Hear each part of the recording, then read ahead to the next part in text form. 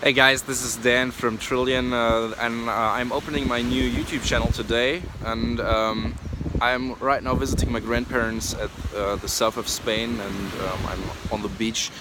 So I thought it would be a great opportunity to record this first video on how you can find a great payment processor for your business. Whenever you're starting out in your online business, you have a couple of opportunities depending on where your business is located and where your customers are located on how you sell your products. First, I think in the US, it's depending on whenever you are using like credit cards, and but if you're selling not into the US, you need to look at different payment solutions which are not necessarily credit cards. There are different payment solutions. First, there are payment solutions which can be rebuilt, and then there are payment solutions which are not able to be rebuilt. And the easiest way usually is to start with Stripe. If you have a business that's not high risk, you can usually do so very quickly. Just sign up for a Stripe account and start accepting payments immediately. If your customers are located in countries which have a very high amount of credit cards, then this is a good idea. If you need other features like payment, like sales tax calculations, like affiliate systems, Stripe is not the best. Is sometimes not the best opportunity if you don't have a developer, or if you are not a developer, because coding some things like that is quite difficult to achieve in a short time. The other problem with payment processors is that the credit card numbers that there are things like PCI compliance which we have to be aware of. For example, if you're accepting credit cards, you're not allowed to save it is not allowed that the credit card numbers ever touch your device. That means that you have to send them direct to Stripe, not through your web server, unless you're PCI compliant. And the PCI compliance is a certificate you can get, which is a little more expensive and usually not worth it if you're starting out. The downside of that is if Stripe ever closes down your account, usually all the credit card numbers and rebuilds are gone. So if, for example, if you had like an offer where you did a like €10 subscription per month, and you were using Stripe for charging the customer cards with that subscription, all these numbers are gone. So particularly if you're in high-risk businesses like digital content or Nutra or adult content, they can ban accounts quite quickly. So it makes a lot of sense to use a CRM system like Connective in order to save these credit card numbers and use them on a different payment processor in the case that somebody shut your account down.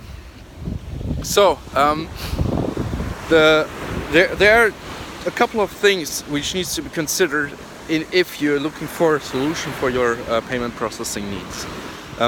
First, of course, you should have a look at your own business and at the businesses of your customers, and check if you can actually build them in the way that they want to be built. For example, in Europe we have a system like direct debit, where people are being charged from their bank accounts, and Stripe is not offering this to US companies actually. Like if you have a Stripe account in Europe with a European company, you can actually bill people in multiple ways and not only with credit cards. And the advantage of doing something like this is that people are that the payment rate increases. Yeah, And this is another thing that you have to consider when you're choosing a payment processor. There are a couple of variables. Like first, you have like the fee, the disagio, and the discount fee, which is a percentage of the money going through it. For credit cards, it's like at between I think Stripe in Europe starts at 1.4%, and it goes higher, like 3.5 in other countries, and you will have to deduct this from the gross volume you run through that payment account. And then you have to consider things like rebilling, like because for example, like you need to first look at your business, what you want to do.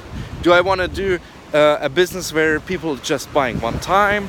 Do I want to have a business where people are signing up again for every single purchase, or do I want to have like a membership where people are being billed automatically for like 10 euros per month or $10 per month? And depending, and there are different things you need to consider, like that sometimes you cannot rebill different payment solutions. For example, if you're doing this, if you're doing something like Bitcoin is a very great idea, but it is very fucking slow to use. A fucking transaction takes like 10 minutes at least to go through and be verified, and people will have already left, and it happened to me already that sometimes the payments didn't even go through, like when I was trying to buy some hosting with Bitcoin. And the other disadvantage of Bitcoin is that you cannot rebuild the account again. So for example, if somebody is using your credit card, you can create a token even if you're not PCI compliant and charge the card again and again and again.